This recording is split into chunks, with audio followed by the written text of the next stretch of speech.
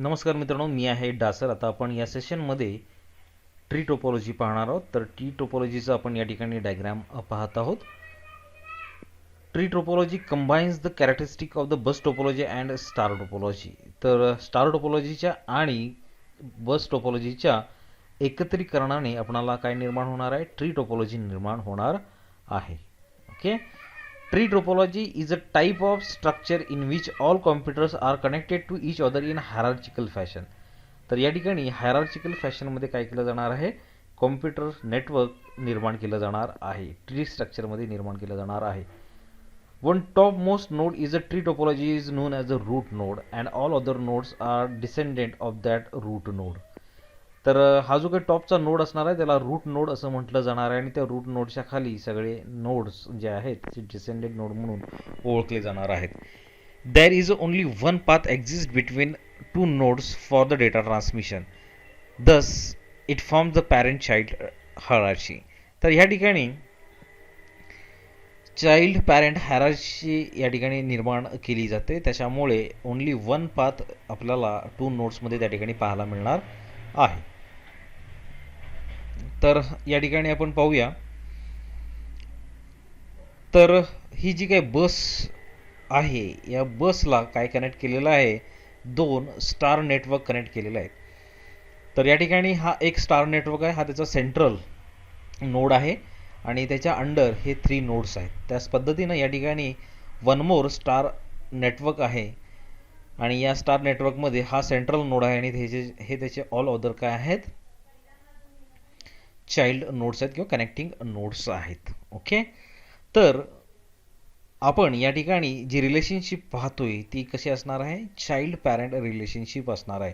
म्हणजेच या नेटवर्कमधून या नेटवर्कमध्ये जर डेटा पाठवायचा असेल तर सर्वप्रथम या नेटवर्कमधून आलेला डेटा जो असणार आहे या मेन सेंट्रल नोड येणार आहे, त्यालाच पॅरेंट नोड म्हटलं जाणार आहे आणि त्या पॅरेंट नोडकडूनच त्याच्या इंटेंडेड नोडकडे डेटा काय केला जाणार आहे? फॉरवर्ड केला जाणार आहे. ओके. सो अशा पद्धतीनं आपण आणखीन याच्यामध्ये काय करू शकतो?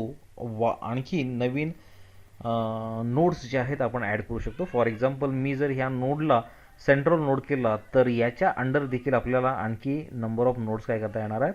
ॲड करता येणार आहेत. तर या ठिकाणी आपण जी हायरार्ची पाहतोय ही जी आहे ती चाइल्ड पॅरेंटची हायरार्ची आहे. म्हणजेच हे चाइल्ड्स आहेत आणि ह्या पॅरेंट आहे आणि याच्यामध्ये आपण आणखी एक्सटेंड करू शकणार आहोत नोड.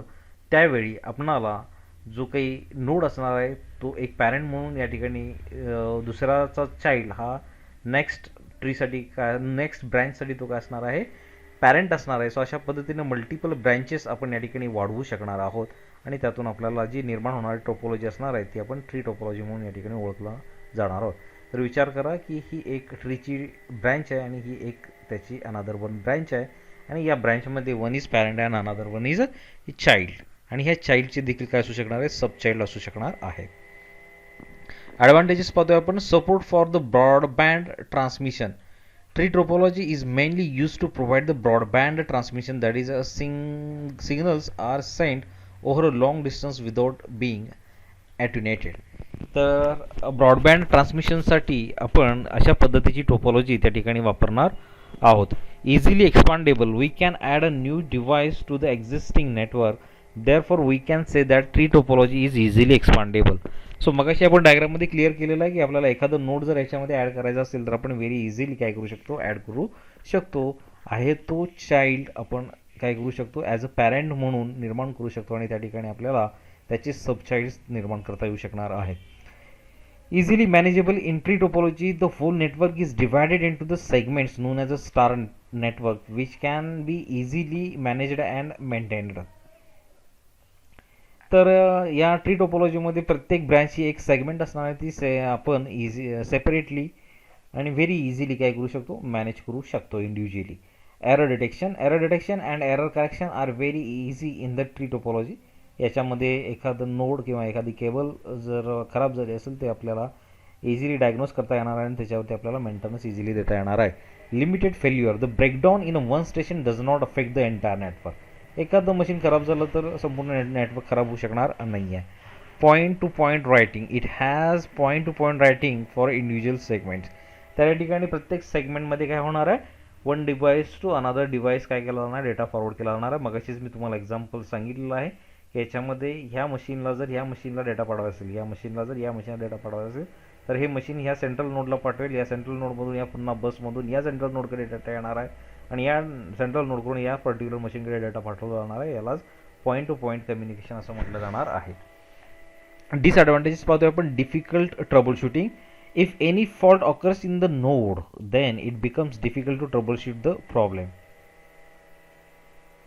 तर या ठिकाणी बघा, जर आपण सेंट्रल नोडचा जर विचार केला आणि हा सेंट्रल नोड जर खराब झाला तर त्याचे ऑल अदर कनेक्टिंग नोड्स काय असणार आहेत, थोडेसे आपल्याला नेटवर्कमध्ये ते प्रॉब्लेम करणार आहेत, कारण की ते कम्युनिकेशनमध्ये येणार नाही आहे. त्यामुळं एखादा नोड त्या ठिकाणी खराब झाला, मेन नोड जो असणार तो खराब झाला तर पूर्ण नेटवर्क डाऊन होण्याची शक्यता आहे. High cost.